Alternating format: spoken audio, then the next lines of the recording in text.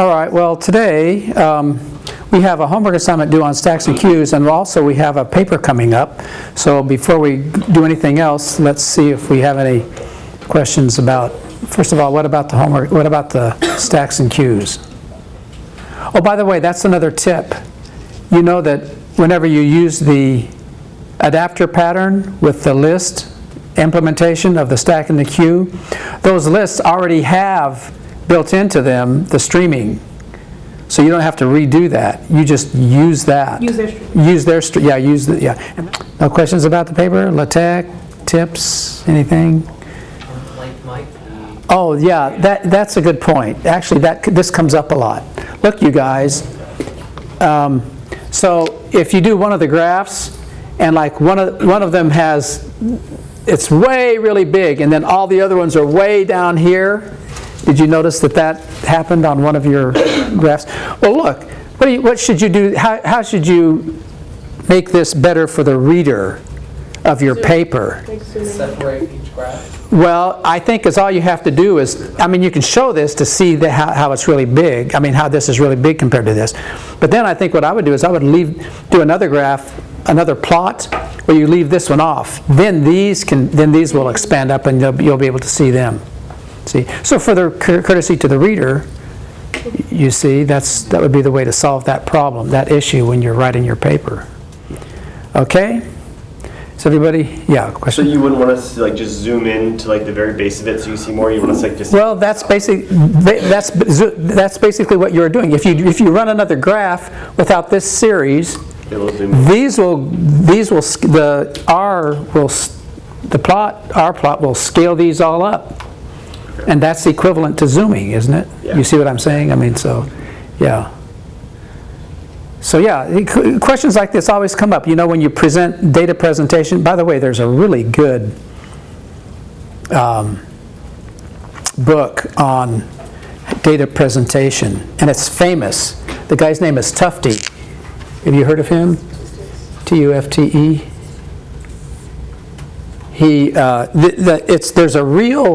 There's a real art to presenting data so that it's meaningful for the reader. And the guy who has done a whole lot of work on this, his name is Tufte. He does workshops and he shows, and he's written a couple of really famous books that are extremely valuable, and they're artistic, they're beautiful. He shows you how to, there's a whole lot that goes into just presenting data, how to present data to make it meaningful and to have the highest impact on the user. On the reader, for the reader. Anyway, you might want to check that out sometime. Okay, any more questions about the paper? So when's it due? Tuesday? Is that right? Tuesday? Okay, well then there might be questions on Monday. So anyway, we'll forge ahead then. All right, so now the next data structure we're going to look at is our binary trees. So, in the same way that we had 3 different implementations of the list, the linked list, we are going to have 3 different implementations of the binary tree. Okay? So this is just to show you that the composite state pattern is not limited to lists, and the composite state visitor pattern is not just limited to the lists, but they are applicable in many different situations, many different scenarios. And here again, as we did before, the by tree L is the classic linked implementation, and this is the way it is usually done. But what's the second goal of the course? To learn object-oriented design patterns. So we're going to reinforce our understanding of the composite and state patterns, and then the composite state and visitor patterns in the by tree CSV. Yeah. So you just said that the classic L is most commonly used for this. For the list, is also the L almost always used, or do they use that for? No, it is the same for the list. Yeah, in both situations, the one that I'm giving you first is the linked is the one that's most common. Okay. Mm-hmm. But here again, you guys, here's what's going to happen.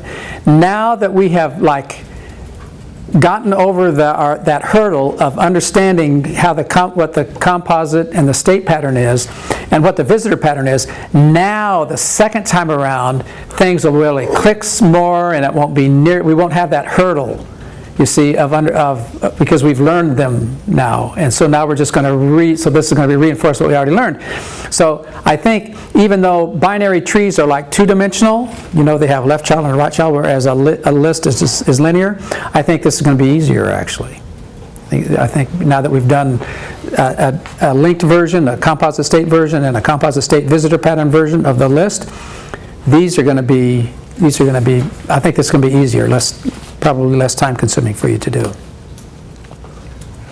What is the mathematical or the formal definition of a binary tree? And the formal definition of a binary tree, it's recursive. An empty tree is a binary tree, so that's the base case. Yeah? The empty tree is a binary tree. And a non-empty binary tree has three parts. It has a left child, which is a binary tree, a data value of some type t, and a right child, which is a binary tree. Now, here's the thing. What? Okay, do you remember how whenever we did the linked version of the classic linked list without the composite state, and what were the two parts of a node? Data. Underscore data and underscore what? Next. Next. And what was next? Next was a what? Pointer to a node. A pointer to a node. Next was not a what? List. A list. Same thing. Oh. Yes. Are you with me? Yes. But now, here's the thing.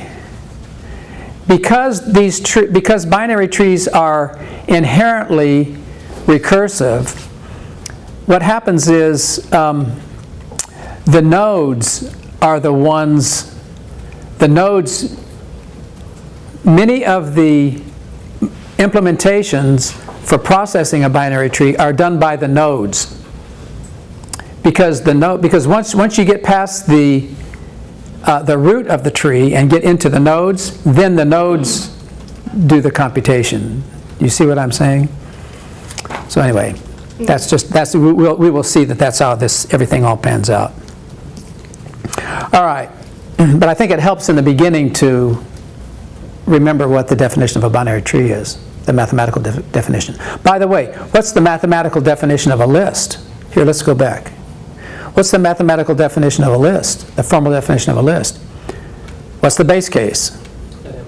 An empty list is a list, and a non-empty list has what? Two parts. A first, which is an element, and rest, well, no, mathematical definition, and rest, which is a what? Which is a list. See? So this is like that. This is similar to that, except instead of just having a rest, which is a list, we have a left subtree, which is a tree, and a right subtree, which is a binary tree. Oh, and by the way, the name of this project is BITREE, not B-tree. Notice that we've done this. It's bi-tree. And the reason it's bi-tree and not B-tree is because there's another data structure that we're going to study later on in the course, near the end. B-trees are different from binary trees. See? So that's why we stick this I in here. So that's not an accident. We didn't just, you could distinguish from B-trees. We're going to do B-trees as well. B-trees are not binary. Yeah, we'll see. Okay, so in figure 8.1 is an abstract binary tree. And so, the root is at the top node is called the root, and then the 30 has a left child, and the left child has a root of 70, and it has a right child, and the right child has a root of 80. And each one of those is a binary tree. Okay, so this is the way it looks. This is the way a binary tree looks abstractly. This is an abstract binary tree. And now the question is, how are we going to program this up? Well, the linked version, here in part B of the figure, the linked version has, what is that little container at the top? It is a what to a what? It's a pointer to a node. It's a pointer to the root. So that's what defines a binary tree. Are you with me? So the binary tree consists of, so the attribute of a binary tree has one element, has one attribute. A binary tree has one attribute, and that attribute is a pointer to a node. And then, so the node is going to have 3 parts, you see. And so the left child, there's going to be a pointer to a node that's going to point to the root of the left child, and a pointer to the node that points to the right child, and et cetera, down, and so on. And then the ones at the bottom that don't have any children, if a node doesn't have a left child or a right child, then that left child or that right child is the null pointer. So here we're back into pointers now with null pointers, all right? Okay, low level of abstraction. So that's the picture in part B, and then on the right-hand side of the diagram is the code for this. So let's take a look. You see the link up at the top is it's the class BI tree L, binary tree L. So the binary tree has a what? An underscore root, which is a what? L node T star. So that one at the top is underscore root, and that's a pointer to a node. Are you with me? And then you see now what are the attributes of, so here are going to be the attributes of a node. The attributes of a node is we have underscore left, which is a what? Pointer to node. Underscore data, which is of type what? Type T. And underscore right, which is a pointer to a node. Does everybody see how that works? So that's the code that corresponds to that. And by the way, this is the way we're going to do it. Now, do you remember the variations that we had of linked lists? Remember we said, well, the easiest way to do it is just to have one link, just have 2 parts to the node, and it would have underscore data and an underscore next, and next is a pointer to a node, and that would have an underscore data and underscore next, boom, boom. And we had all these different variations. What did we do when we had, what was one of those variations when you wanted to be able to move backward in the list? Remember what we did? The doubly linked. Doubly linked, so we had it pointing back. Now, what do you think? Which way can you go here? What direction can you go? What direction when you follow the links, what direction can you go? As you can only go down. What if you want to be able to go up? Well, but what would you add? A pointer to like a To what? You would add a pointer to what? To the parent. That would be the equivalent. That would be the equivalent to having a doubly linked list. So you can have like a quote doubly linked tree. You'd want to be able to go the other opposite direction, and so that's common, by the way. And so here in Figure 8.1c is the picture. If you had the equivalent of a doubly linked list, this is like a quote doubly linked tree. Yeah. So not only would you have a left pointing to the left child and a right pointing to the right child, but you would also have a what? A parent that points up to a parent. Are you with me? So every node has 2 children, but also every node only has what? One parent. Are you with me on that? Okay, so here's the code for that. You would still, the underscore root is still a pointer to the root of the tree, but now each one of these nodes not only has an underscore left and an underscore data and an underscore right, but also has an underscore parent, and that's that top box that points up. So now, and this is common. In fact, we used to do just recently. We used to do it this way in this course. Turns out that you don't need to. The course has evolved and we're doing things a little bit differently now, and we're not doing this doubly linked tree anymore. So what we're going to do in our project, in the List L project, it's going to be as in Figure 8.1b. All right? So, but you should be aware that some algorithms call for this doubly linked binary tree. Okay, now in Figure 8.2, these are all the methods that we're going to implement. Well, we're not going to implement them all, but But these are all the ones that would be possible to implement. So notice that the UML diagram, the class diagram on the left is by tree L. And what do we have for its attribute? Underscore root. And what does that hyphen mean in front? It's private. Private, okay. And what is it? What is its type? According to that UML notation, it's a pointer to an L node T, right? And then we have the constructors and the destructor. And now, so in alphabetic order, what do we have? We've got clear, contains, copy root. Oh, copy root, that sounds like what? Head. Copy head, yeah. And then equals, that sounds like equals. Height, in order, insert root. Is empty, left is empty, max, num leaves, num nodes, operator gets. So there's the overloaded assignment operator. Post order, pre-order, rem leaves, rem root, right is empty, root, set left, set right, set root, and toStream. And now these are all methods of the list, and frequently there are identically named methods for the node, even though this is list L. And typically what happens is there's a special case if the tree is empty. So the way an algorithm works is it checks to see if underscore root is the null pointer, is nil. And if it is nil, then it does the special case. And otherwise, if it's not nil, it knows it's a pointer to a node. And then what it does is it calls the corresponding method for the node.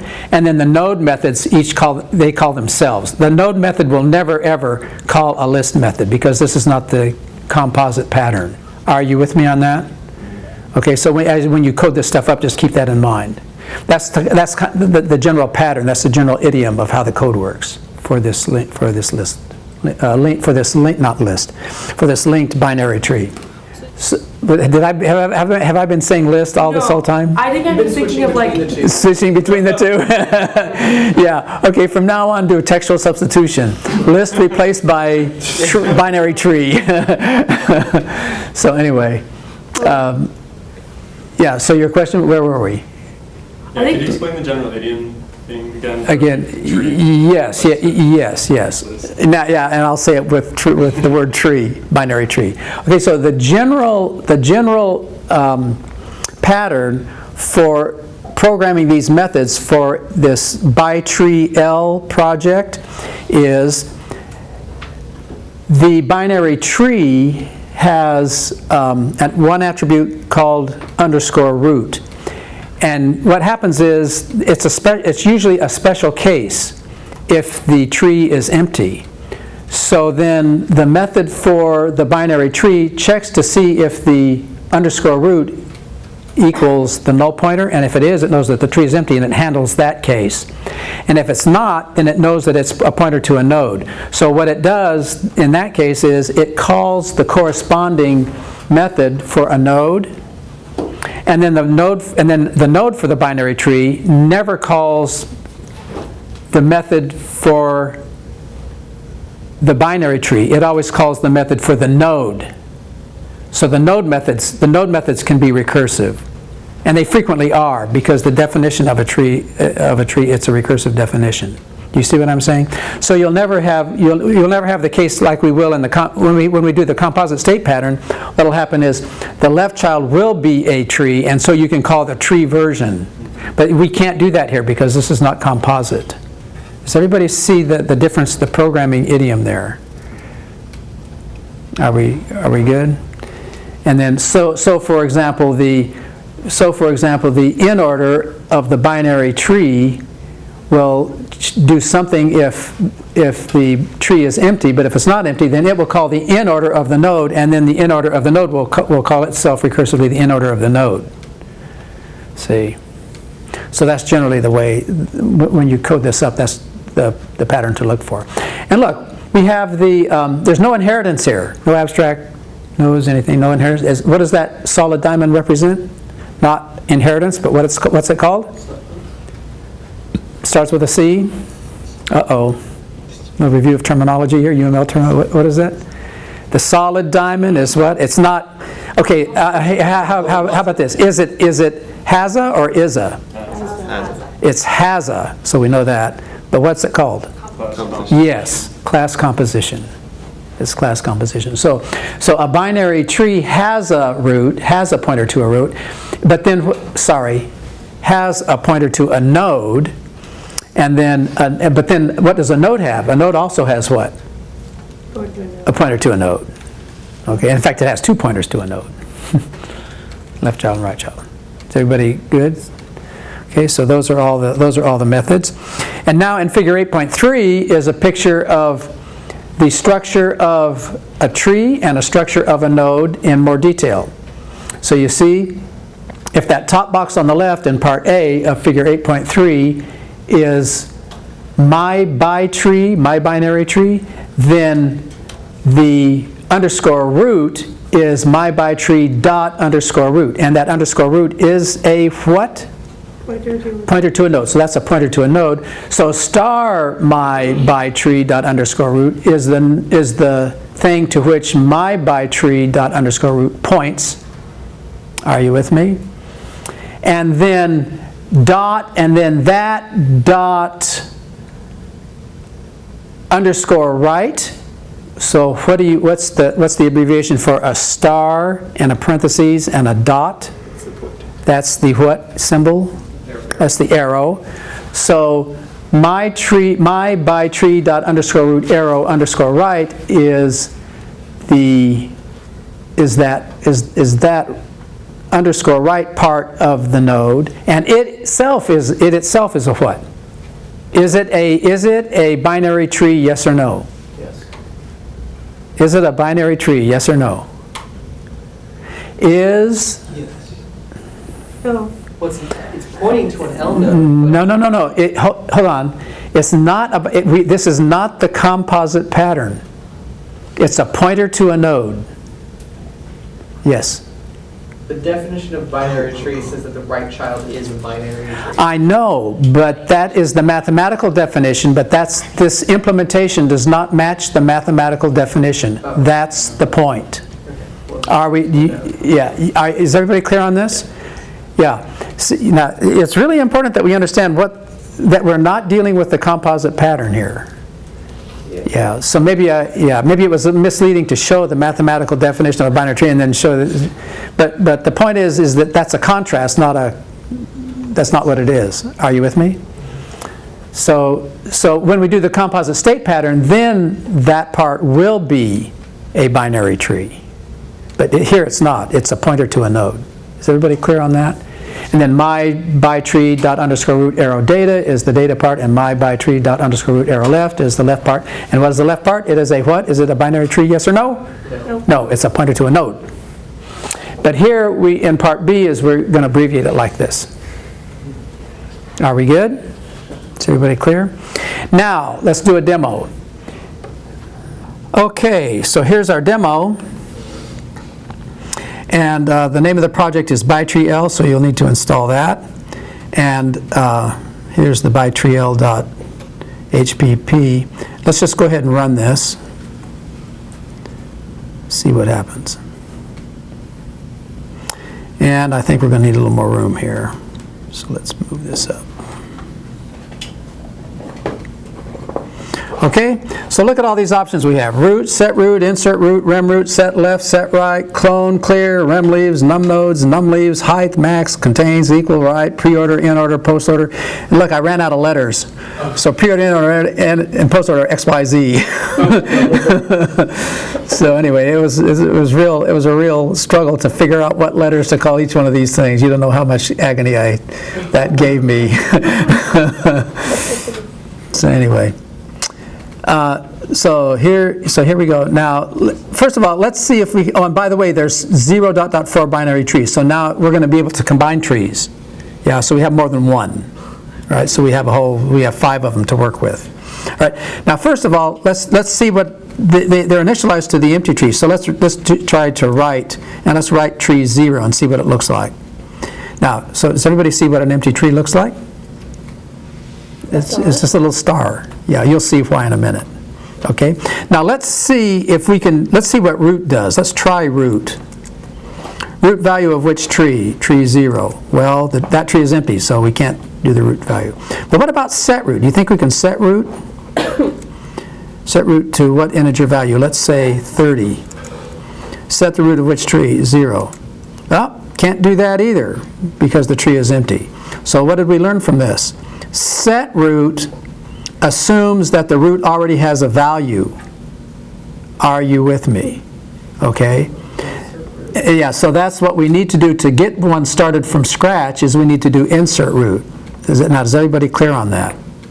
So insert what integer value? 30. Insert into which tree? 0. Insert root into which tree? 0. And so now if we write tree 0, look what happens. Now do you see how that tree got printed out? Oh, God. It's 30, and then it has an empty left child and empty right child. Are you with me? And now we can set the root of this.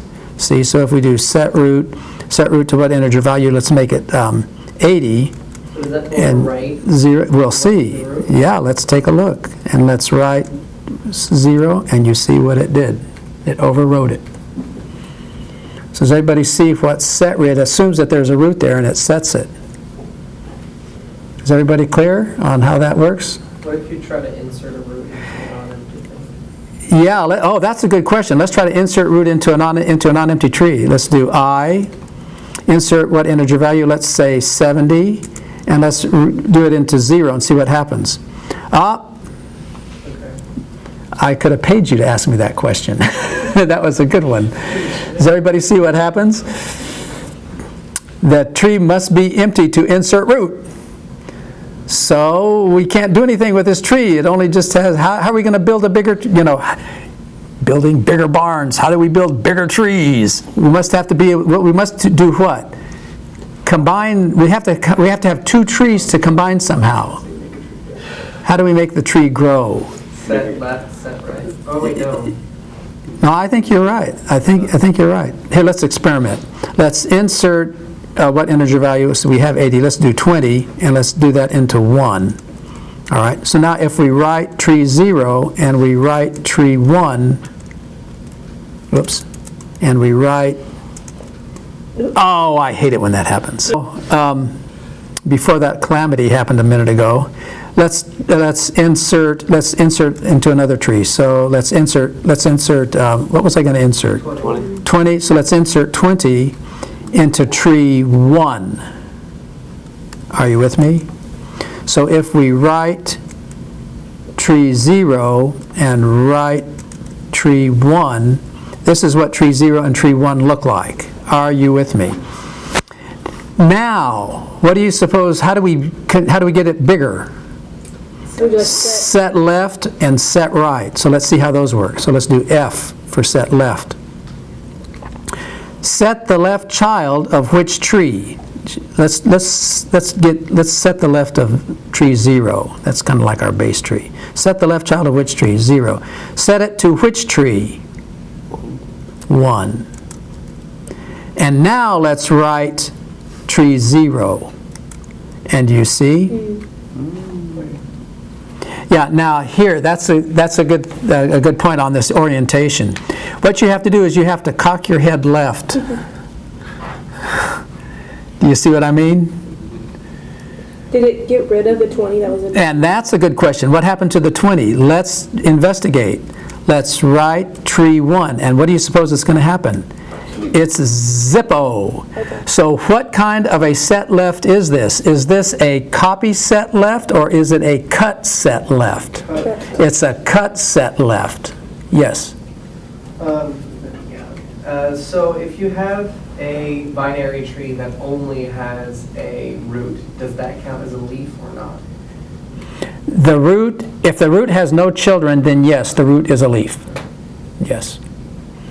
Okay, now does everybody see how this worked? So how would we get something on the right of 80? Well, let's insert root and let's say 50 and let's insert that into, let's reuse 1.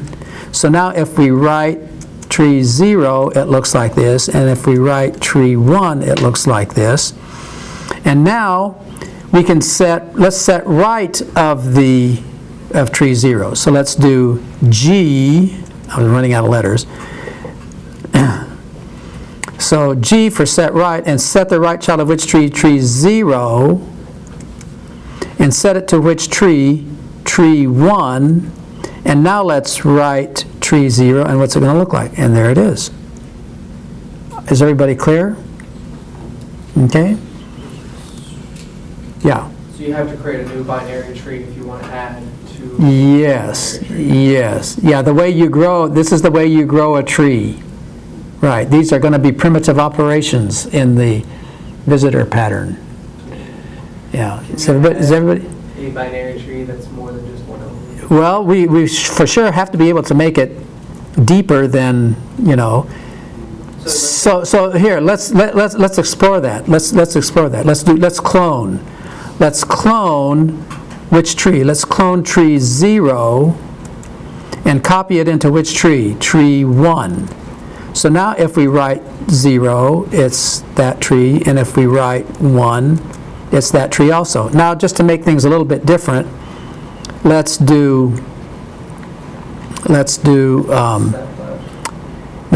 the root. Let's set S for set root. Let's set the root, let's change it to like 90 of tree 1, just to make them different. And so now let's write tree 0 and write tree 1. Okay? And so now, now what do you suppose happens? Now what's going to happen if we do, now what should we change? Shall we change the left child of tree 0? Let's set the left child of tree 0 to tree 1. Are you with me? How does it know which left child you want, though? There is only one left child. There's two left childs. There's the No. Okay. Watch the prompt. Let's do F. Set the left child of which tree? Now that one at the top is, we're going to set the left child of the one that has the root 80, right? Okay. So we're going to set the left child of tree 0, and we're going to set it to which one? We're going to do 1. Now watch what happens. What do you suppose is going to happen to that 20 that was the left child? It's gonna be Now the 90. 90 is going to be... Okay, so now here let's write 0. All right, and now let's write tree 1. And see, it is a cut. Notice that it cut it. But what happened to that original left child of 80? We got overwritten. It got cleared. Are you with me? It got cleared. So, Do you see? It clears it. Well, I mean, because if you're going to put it, you're going to be able to put it on the left. What happens to the original left? it's pulled away. It's gone. Now, does everybody see how these methods work? So, if you want to have like It's gone. 5 long, you have to make 1, and then make the second one, and then make the third one, and then... Yeah. Yes. Yeah. But I mean, that, you know, trust me. What else? Yeah. Now, if what we are going to see is, eventually we are going to build a binary search tree in which we insert and keep it in order, right? Yes. You see, but these are not. By the way, these are not search trees. Right. Okay, these are not binary search trees. These are just binary trees. There's nothing about the order. Notice I can put any order. Okay, is everybody clear on that? Okay, now tell me. Oh, by the way, you guys, what do you think it's like to write the output to have this tree look like this? Yeah, let's think of That's not a homework. Fortunately for you, that's not a homework assignment. Okay, yeah, that's done for you, fortunately. I'll show you a little bit about how it works, but not much in a minute. Okay, but now here, what about these other ones? Like clear would be obvious. Clone we already demoed. Rem leaves. I don't want to remove the leaves yet. What do you suppose num nodes should be? How many nodes does this have? 5? Yeah, I think that's right. I think it should be 5. So let's do U. Number of nodes for which tree? Tree 0. Yeah, so it's 5. So here, let's write 0 again. Okay, and how many leaves does it have? 3. Which ones are the leaves? 20, 15, 50. The 20 and the 50 and the 50, right? So that's A. G0. Number of leaves is 3. What about the height? Do you remember the height of a tree? 3. I think it's 3. We'll show a picture of what the height means in a minute. So height 0. The height is 3. Let's write 0 again to get it in view. And one more thing. Do you remember pre-order, in-order, post-order? Yes.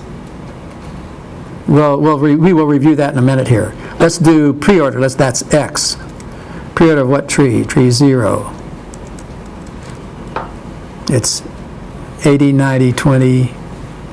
Oh, shoot, we have two 50s. That makes it kind of hard to, but anyway. All right, so end of demo. Or you could change the 50. Yeah, well, we can't because the only thing we can do is set root.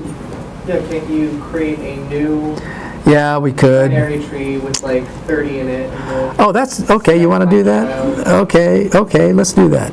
So let's insert root, insert what integer value? 30, and we'll put it in tree 1. And so now if we write tree 0 and write tree 1, then we will set the right, now we want to set the right child of tree 0, correct? So G, tree 0, set it to which tree? 1. And so now if we write tree 0, it looks like this. And now what is the pre-order X? 80, 90, 20, 50, 30. 0. 80, 90, 20, 50, 30. All right. Okay, we're going to conclude this demo with a little screencast. I have prepared 2 more trees for us. Tree 0 has root 10 and left child 7 and right child 80. And tree number 1 has root 50, left child 40, and so on. So the next feature that we're going to demo here is max, M for max. So let's check the max of tree 0. So M, max of which tree? Tree 0. And sure enough, the max of tree 0 is 80. And here if we do max, maximum of which tree? 1. And sure enough, the maximum of tree 1 is 90. N is another one we didn't check before. So let's do contains, N for contains. So let's see if tree 1 contains 60. So N, search for which integer value? 60 in tree 1, and it looks like it's not there, and sure enough the tree does not contain 60. Let's write tree 1 again, get it in view. And now let's do again, let's do N for contains, and let's see if 30 is in tree 1, and sure enough the tree contains 30. Now let's write tree 0 again for this next one. Now one thing that is a kind of an important one that we failed to do in the lecture is rem root. So T here for rem root. All right. Now here is tree 1. This one is tree 0. So let's see what happens if we try to remove. It has a root of 10, a left child of 7, a right child of 80. Let's see what happens if we try to remove the root of tree 0. So let's do T for rem root. Remove the root of which tree? Let's try tree 0. Now watch what happens. The tree must have at least one empty child, because after all, if we remove the root 10, how would we know what to do with the 7 or the 80? It has 2 children, but if it only has one child, then we know what should happen. That one child should become the root of the new tree with the root removed. So let's write tree 1. And we notice that tree 1 only has an empty right child, but it only has one non-empty child, which is this one at 40. So now let's try to remove the root. So let's do T and remove the root from tree 1 and see what happens. And it said, or it returns the fact that 50 was removed. And now, sure enough, if we write tree 1, that the left child has become the new tree. So the 40 with the left child 90 and the right child 30. Okay, so that concludes this extended demo. Okay, so that was the demo. So now let's take a look at some code. First, we'll take a look at methods for output and characterization. And so here's the documentation. ToStream is what you would expect. A string representation is sent to OS, the output stream. pre-order, in-order, and post-order. We demoed pre-order, and so that's the documentation for that. Is empty, post condition, true is returned if this tree is empty, otherwise false is returned. Oh, and I don't think we had, on the options, we didn't have test to see if left is empty or right is empty, but these are used by the other methods, okay? So left is empty, precondition, this tree is not empty, postcondition, true is returned if the left subtree is empty, otherwise false is returned, and similarly for right is empty. And then, did we query the root? I don't remember if we queried the root. We might not have in the demo. But anyway, you can ask what the root value is, and they'll tell you what the root value is. Okay, so that's precondition, this tree is not empty, postcondition, the root element of this tree is returned. And then num nodes, we did num nodes, num leaves, and height. Should have demoed max. That would have been a good one. But anyway, you know what it does. It goes through the tree and figures out the biggest one. Okay, so that's max. Contains would have been a good one too. Shoot, I missed a lot on the demo. Well, you can demo that. I think it's obvious what those things do. All right. Now, here's a little teaser for the streaming operator. So look, what happens is we overload the streaming operator, and all we do is call RHS.toStream. OS is the output stream. And what toStream does, now do you remember when the first thing we said is what does the empty tree look like? So there's the code for the empty tree, OS star. But now here's the other thing.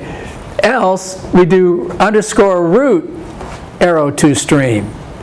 And that _root, it takes 3 parameters. It takes a string, and another string, and another string, and OS.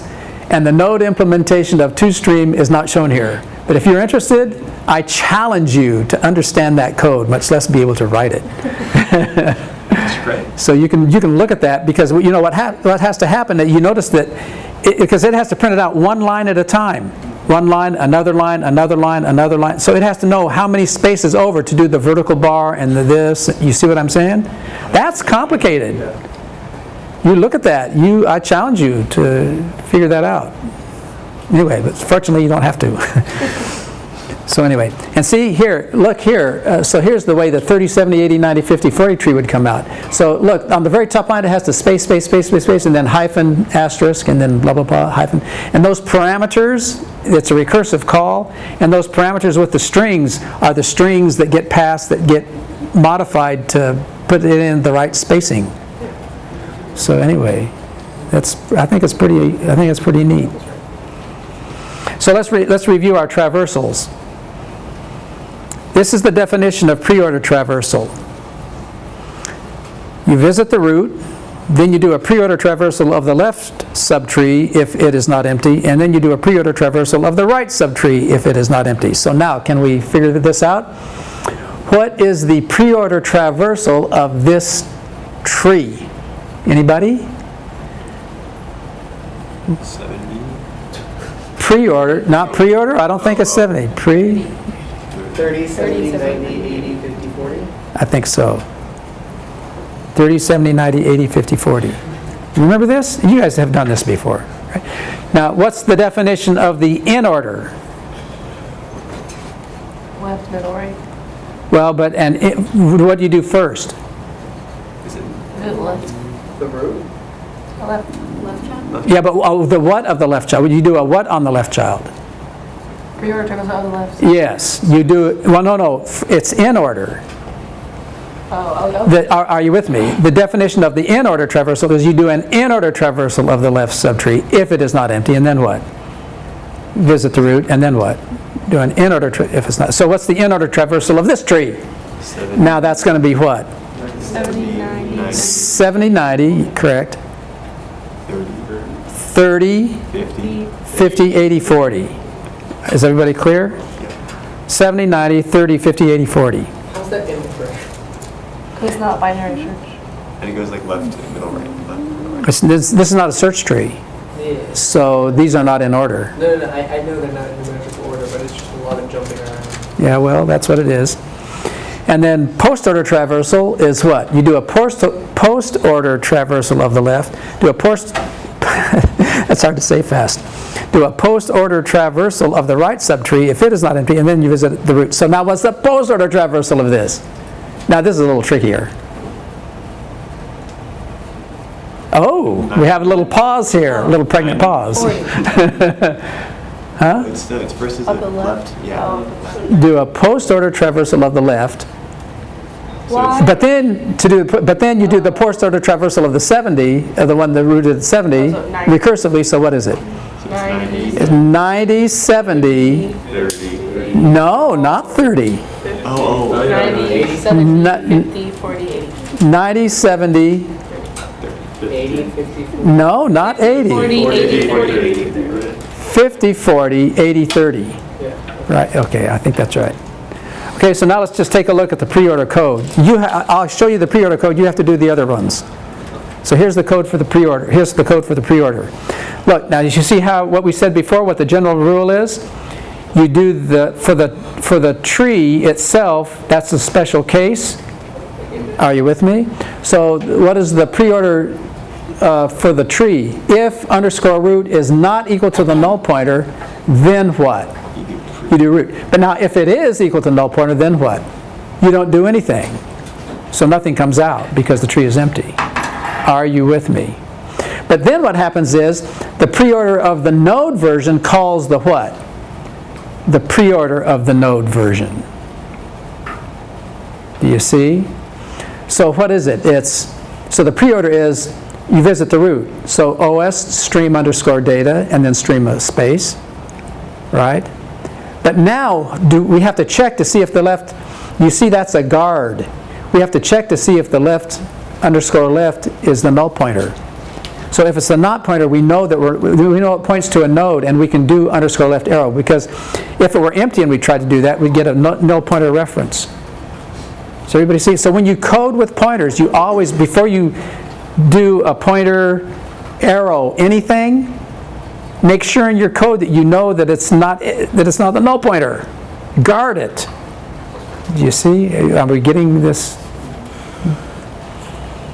And then, so if it's not the null pointer, left arrow pre-order, and then if it's the right is not null pointer, then right arrow pre-order. Yeah? Okay, good deal. See you Monday.